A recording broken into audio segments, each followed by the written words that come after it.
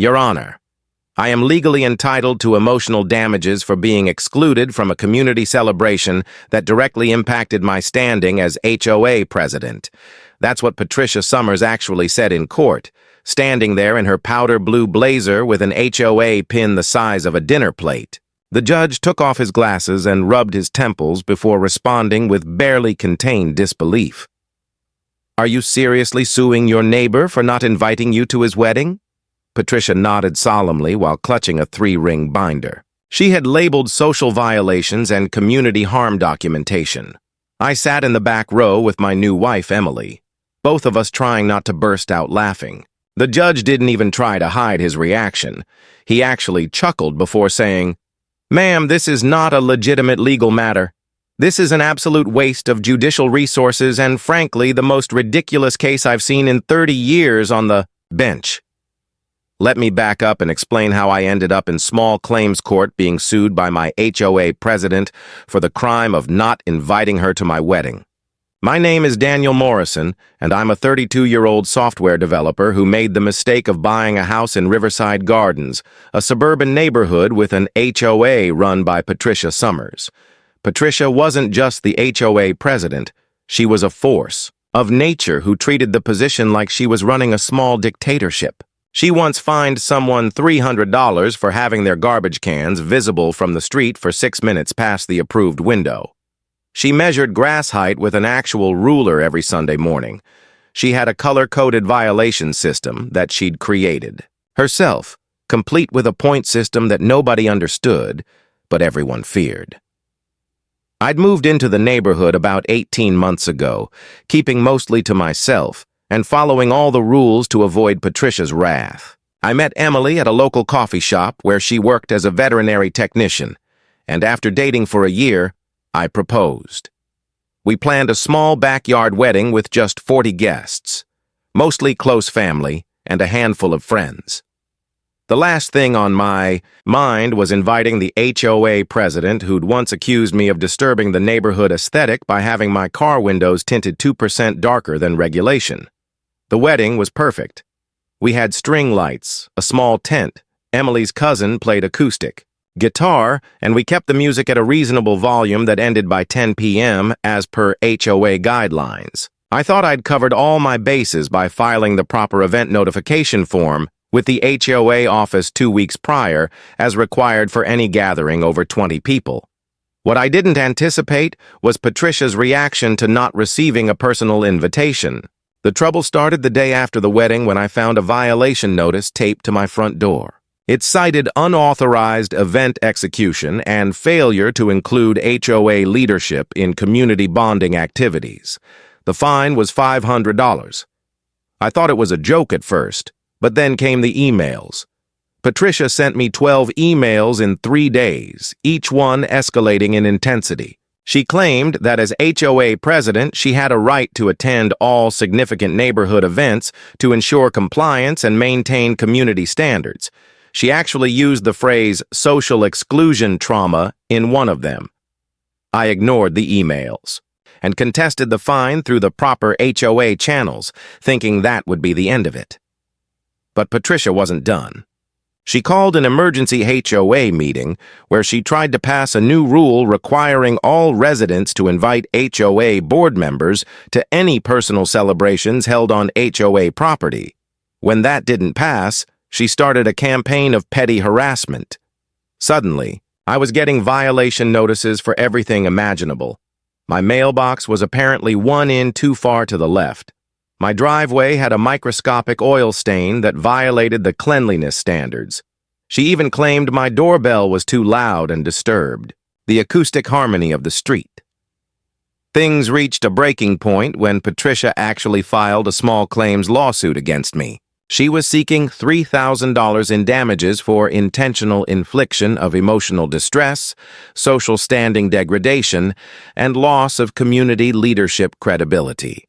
She claimed that by deliberately excluding her from a major social event, I had undermined her authority and caused a reputational harm that affected her ability to lead the HOA effectively. She even itemized her damages, including $500 for therapeutic counseling she claimed she needed, $1,000 for loss of social capital, and $1,500 for what she called missed networking opportunities and celebratory participation rights. I couldn't believe I had to hire a lawyer for this nonsense. But my friend James, who practiced property law, agreed to represent me, mostly because he found the whole thing hilarious. We prepared for court by gathering evidence of Patricia's pattern of harassment and abuse of power. We had testimonies from 17 neighbors who'd been subjected to her. Ridiculous fines and power trips.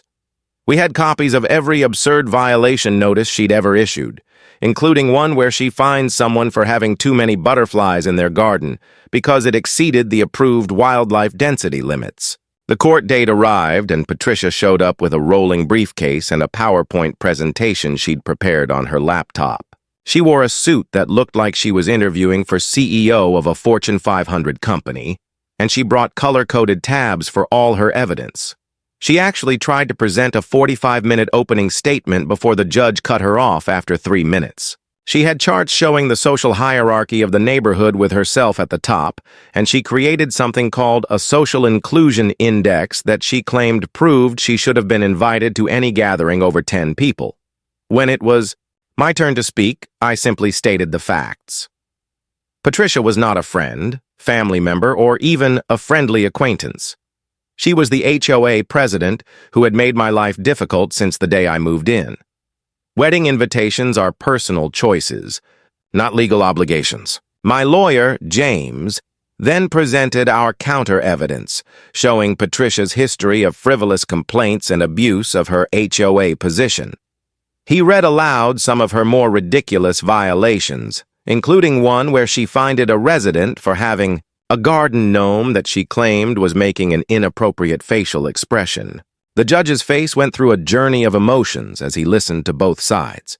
When Patricia tried to argue that HOA presidents have special social privileges that are legally enforceable, he actually laughed out loud. Not a chuckle, but a full-belly laugh that echoed through the courtroom.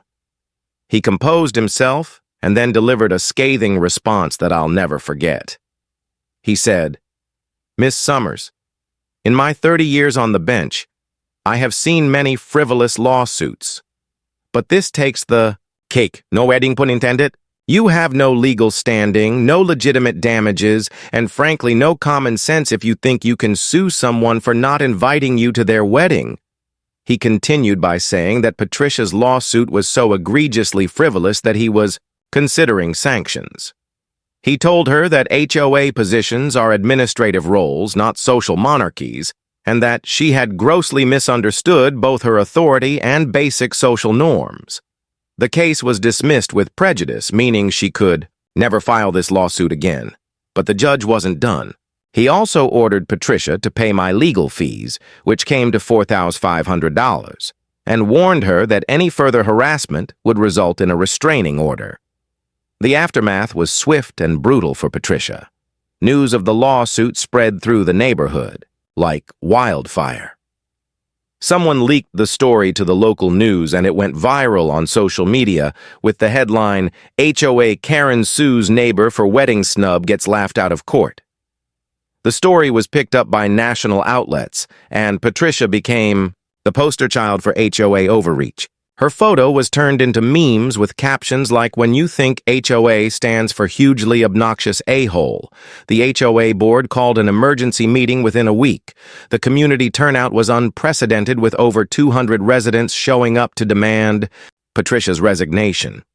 People shared stories of her tyrannical rule, from the woman she fined for having the wrong shade of white curtains to the man she tried to evict for flying a flag on a non-desated flag holiday.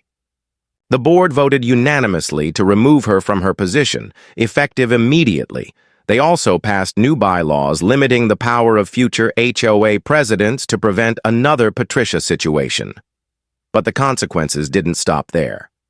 Patricia worked as a real estate agent, and her brokerage started receiving calls from people saying they'd never work with someone who sued a neighbor over a wedding invitation. Her broker called her in for a meeting and strongly suggested she take a leave of absence until the situation died down. Her professional reputation was in ruins. She'd built her entire identity around being the HOA president and a successful real estate agent, and both were crumbling simultaneously. The final blow came when the State Real Estate Commission opened an investigation into her conduct, as several former clients came forward claiming she'd been equally unreasonable in her professional dealings. They found multiple instances where she'd acted unethically, using her HOA position to pressure people into buying or selling homes. Her real estate license was suspended for 2 years, and she was fined $15,000 by the commission. When the registered letter arrived at her house with the suspension notice, Patricia stood in her driveway reading it with shaking hands, her face turning from red to white as the reality of her situation hit her. She looked up to see several neighbors watching from their windows, and for the first time since anyone could remember, Patricia Summers had nothing to